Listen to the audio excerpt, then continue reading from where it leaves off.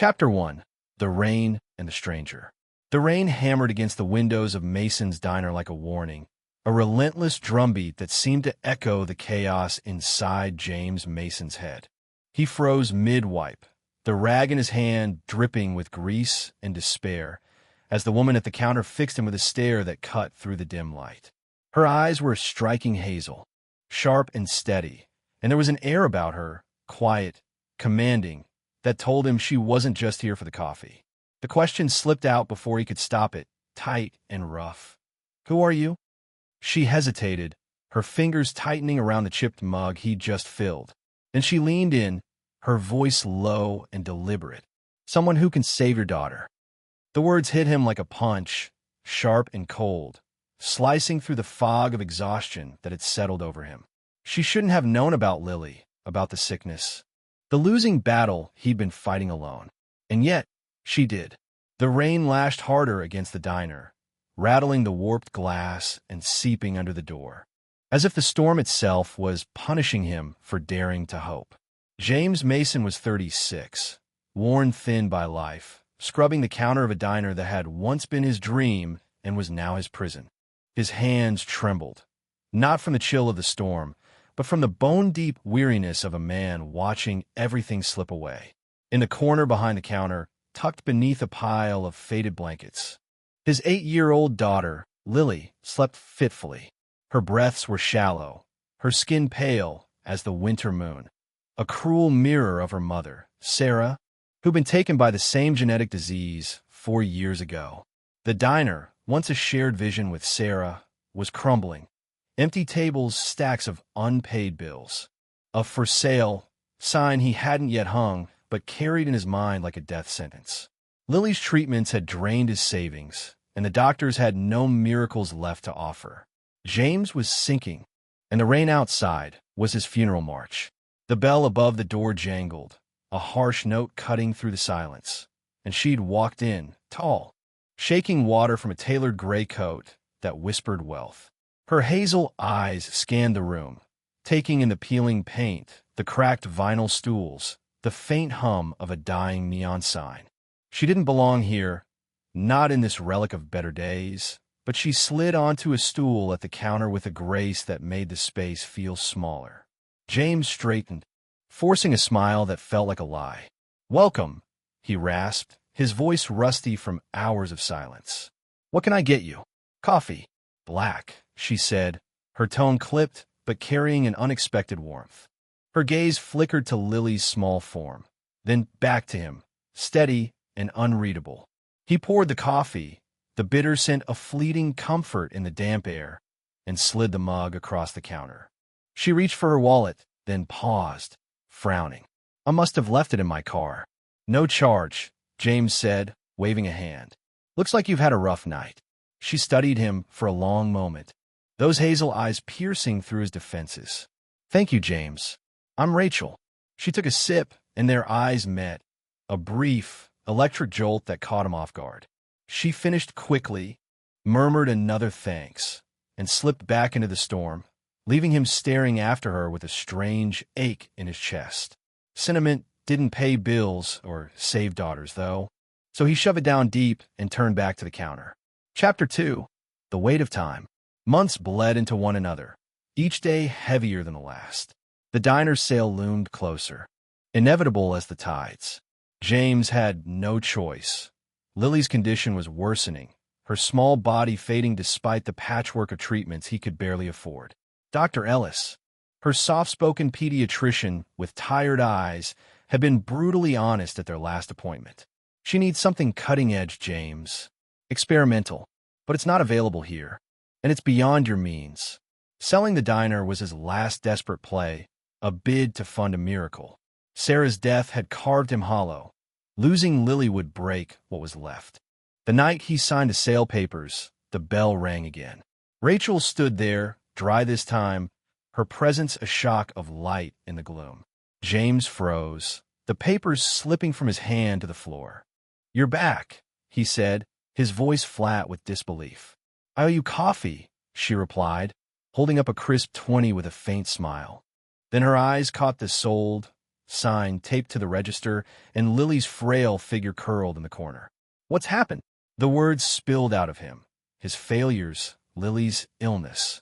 The impossible choices crushing him. Rachel listened, her face a mask of calm. When he finished, she leaned forward, her voice a quiet steel. I can help. James's eyes narrowed. Help how?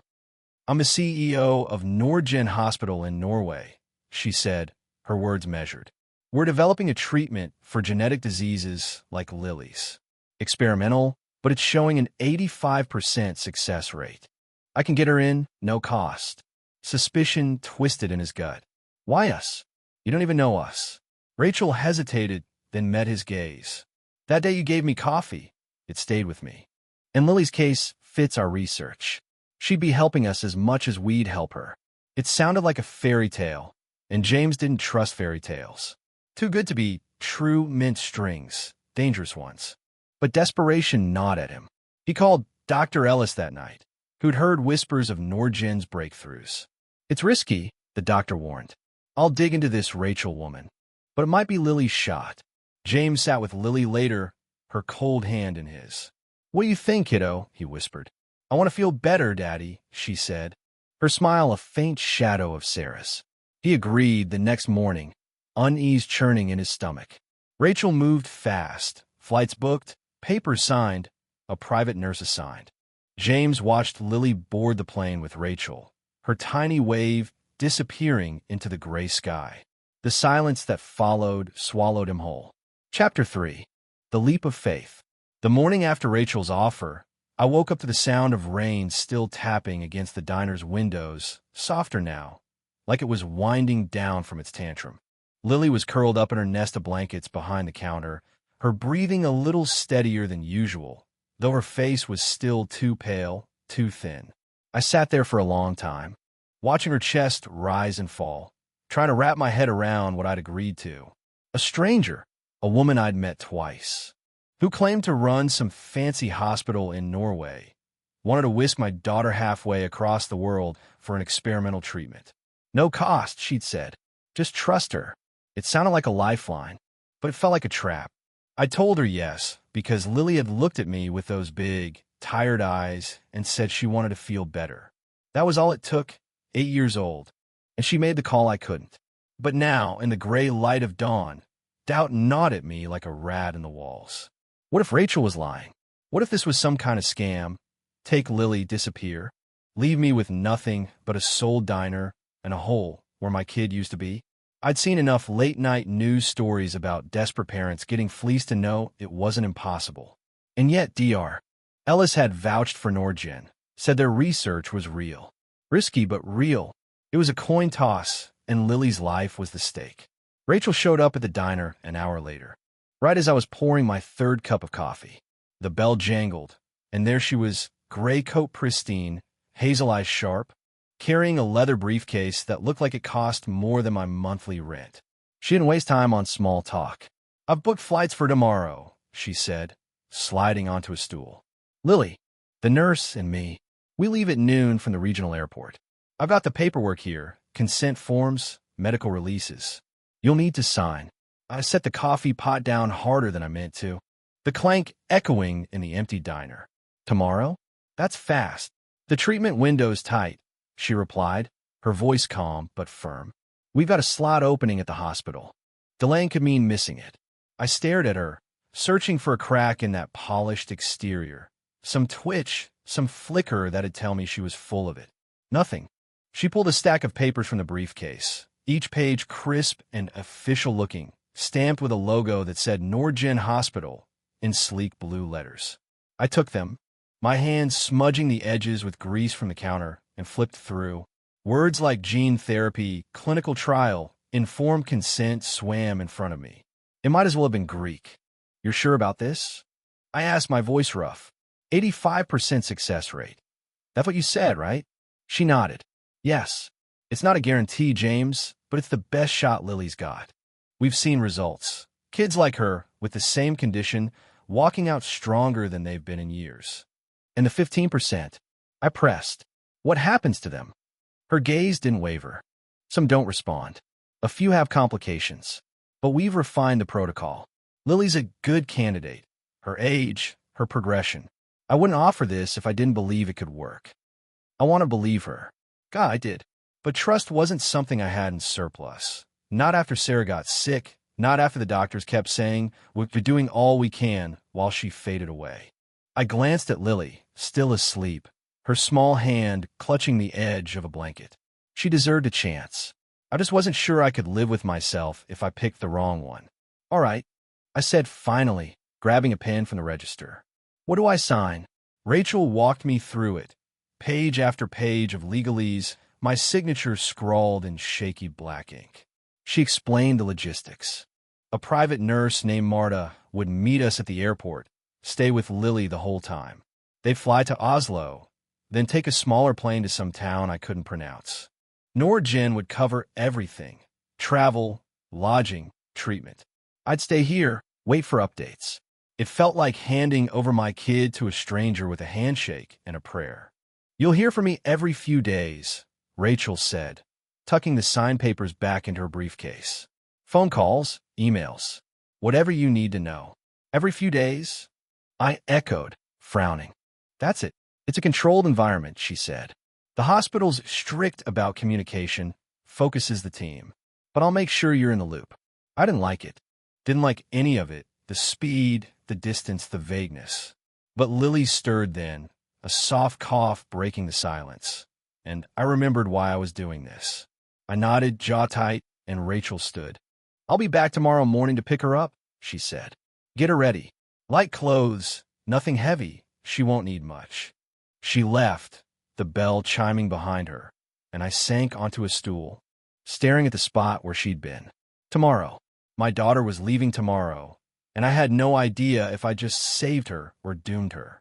Packing Lily's suitcase was the hardest thing I'd done since burying Sarah. I found an old duffel bag in the diner's storage room, dusted it off, and started filling it with what little I could think of. A couple of t-shirts, her favorite pajama set with the stars on it, a worn-out stuffed rabbit she'd had since she was 2. I tossed in a toothbrush, a hairbrush, a half-empty bottle of her shampoo that smelled like strawberries. Every item felt like a piece of her I was giving away. And my hands shook so bad, I had to stop twice to steady them on the counter. Lily watched me from her blanket pile, sitting up now, her eyes brighter than they'd been in weeks. Where am I going, Daddy? She asked, her voice small but curious. Somewhere they can make you feel better, I said, forcing a smile. A big hospital with smart doctors. Rachel's going to take you. Will you come too? I swallowed hard. Not this time, kiddo. I've got to stay here, keep the diner running. But I'll be waiting for you when you get back, okay? She nodded, tugging the rabbit into her lap. Promise? Promise, I said, and the word burned in my throat. That night, I didn't sleep. I sat by Lily, listening to the rain fade into a drizzle, running through every worst-case scenario my brain could cook up. Rachel could be a con artist, pocketing the treatment money and dumping Lily somewhere. Or maybe the treatment was real, but deadly, some mad science experiment gone wrong. I thought about calling Dr. Ellis again, begging him to dig deeper, but it was too late. The papers were signed. The plane was booked. I was in it now, for better or worse. Rachel arrived at 9 a.m., right on the dot, with a woman in a navy scrub top. Marta, the nurse. She was older, maybe 50, with a no-nonsense braid and a quiet smile that put me at ease for about half a second. Lily clung to my hand as I walked her to the car, a sleek black sedan that looked out of place in the diner's gravel lot. I knelt down, pulled her into a hug, and breathed in the strawberry scent of her hair. You be brave, all right? I whispered. I'll see you soon. I will, Daddy, she said, and her smile, weak as it was, cracked something open inside me. I handed her duffel to Marta, who nodded like she'd done this 100 times. Rachel met my eyes, her expression softer than before. She's in good hands, James. I promise. Yeah, I said, voice hoarse. You better keep that promise.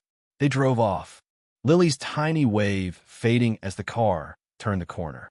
I stood there until the taillights were gone, the drizzle soaking through my shirt, then trudged back inside. The diner felt like a tomb, silent, empty, the air heavy with the ghost of her coughs. I sank behind the counter, buried my face in my hands, and let the fear take over. The next few weeks were a slow bleed. I started packing up the diner, boxing up chipped plates and faded menus, dodging calls from Victor, the guy who'd agreed to buy it. He was a rough type, gruff voice. Too many questions about the sale price, and I didn't like the way he kept hinting at connections who'd be pissed if I backed out. I didn't care. The sale was still on, far as he knew. I just needed something to do with my hands while I waited for Rachel's updates. The first one came 3 days later, an email. Lily arrived safely. Treatment started today. She's stable. Short. Clinical. Cold as ice. I read it 10 times, looking for something, anything to hold on to. Stable was good, right? But what did it mean? Was she scared? Was she eating? I fired back a reply, asking for more, but got nothing for another 4 days. The second update was a phone call, Rachel's voice crackling over a bad connection. She's responding well. No complications so far. We're optimistic. Then the line went dead, and I was left clutching the receiver, my imagination running wild. I started digging online, late at night when the silence got too loud. Norgen Hospital had a slick website, photos of white-coated doctors, a glass building nestled in snowy mountains, testimonials from smiling patients. Legit, as far as I could tell. But Rachel was a ghost. No LinkedIn, no news articles, just her name on the site as CEO and a headshot that matched the woman I'd met. It didn't add up. Someone that high up should have left a trail. Was she hiding something? Or was I just paranoid, seeing shadows where there weren't any? Victor called again a week later, his tone sharper. You dodging me, Mason? We had a deal. Still working on it. I lied, stacking a box of coffee filters. Paperwork's slow. Don't screw me over, he growled. I've got people waiting on this. You won't like what happens if they're disappointed. I hung up, heart pounding, and told myself it didn't matter. The sale would go through once Lily was back. I just had to hold on. But the doubts kept piling up, about Victor, about Rachel, about the choice I'd made. Every creak of the diner's floorboards sounded like her footsteps. Every ring of the phone made me jump, hoping it was news. I was walking a tightrope between hope and terror, and the drop below was bottomless. By the end of the month, I was a wreck, sleeping in fits, living on coffee and stale donuts. The diner half-packed and half-forgotten. Rachel's update stayed sparse. Her words clipped. Progressing well. Adjusting treatment. Stable. I clung to them like lifelines. But they didn't fill the void. Had I handed my daughter to a stranger with a hidden agenda? Was she a guinea pig in some corporate lab? I didn't know. All I could do was wait, pray, and hope I hadn't bet everything on a lie.